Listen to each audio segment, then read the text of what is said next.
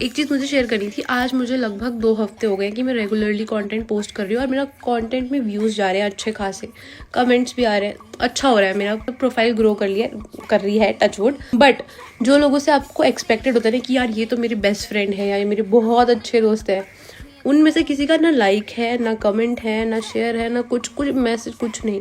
सब लोग चुप हो चुके हैं, चिढ़ते हैं। ये मुझे समझ में आ चुका है कि जिनसे आप एक्सपेक्ट करते हो, जो आपके मुंह पे बहुत अच्छा बनते हैं, वो लोग सबसे ज़्यादा चिढ़ते हैं। चाहे वो लिंक्डइन हो, चाहे वो इंस्टाग्राम हो, चाहे व्हाट्सएप हो, वो लोग साइलेंट रहेंगे। क्रिएटर है तो उसको तो आप खूब प्यार दोगे, बट जब कोई आपके जानने वाला कंटेंट बनाएगा और अच्छा बनाएगा और वायरल जाएगा, तो आप अंदर अंदर चिढ़ते जाओगे। इतनी हिपोक्रेसी किस बात की? मेरी बला से भाड़ में जाओ तुम लोग। मैं कंटेंट पोस्ट करूंगी और तुम सबकी और जलाऊंगी।